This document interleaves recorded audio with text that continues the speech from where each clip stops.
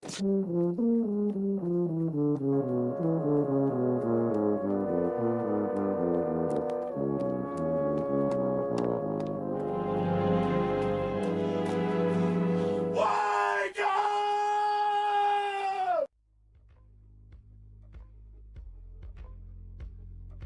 one thing I am comfortable saying that all effective leaders must have is courage. It is hard to stand up to an external constituency who's pushing you to do something for their short-term gain, to do the right thing for your people. And the courage to do the right thing in the face of overwhelming pressure, only the best leaders have that courage. Our courage comes from the support we feel from others. When you know that the day that you admit you can't do it, someone will be there and say, I got you. You can do this. That's what gives you the courage to do the difficult thing. Those relationships that we foster over the course of a lifetime will not only make us into the leaders we need to be and hope we can be, but they'll often save your life.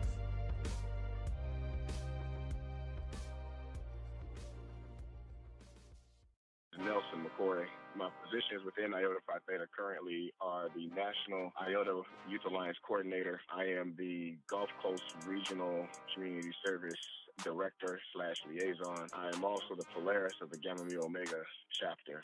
I crossed the Beta Chi chapter as spring 2002 at Bethune-Cookman University in Daytona Beach, Florida. So how I ended up becoming an IOTA, my LB and I, we knew each other since our freshman year.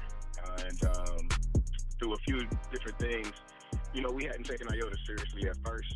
And then we started looking at IOTA at the same time without even really talking to each other about it. And then our junior year, we ended up talking about how we were looking at it, went to start asking questions about the brothers. You know, they just did more community service than anybody else. When you look at the founders are Vietnam vets and Black Panthers. Well, my dad was a Vietnam vet, and my heroes are Black Panthers. So it's like almost destiny for it to happen. The positions I've held, like when I first came into the frat, you know, I started off as a Vice Polaris. From Vice Polaris to chapter advisor.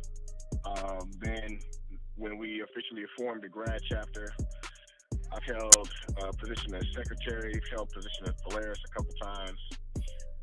I wanted to do more, so I ended up in 2010 speaking to then Regional Polaris Carl Roberts and asked him who was our state director if we had anybody, and if we didn't, then I would like to serve. And that's how I became state director. I had about a 7-8 year run as a state director. Ended up accounting for 60% of the region's intake. My vision for the region is to get the region back to being the Gulf Coast region. Man, I want us to be so thorough.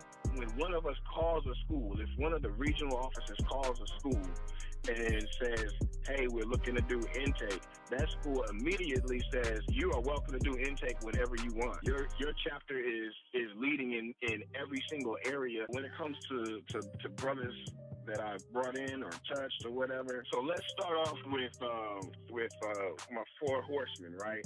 So with my four horsemen, you got Donald Coulter, Polaris of Alpha Omega. We talk about Brother Brandon Jacobs and the work that he's done with the Black Alumni Association.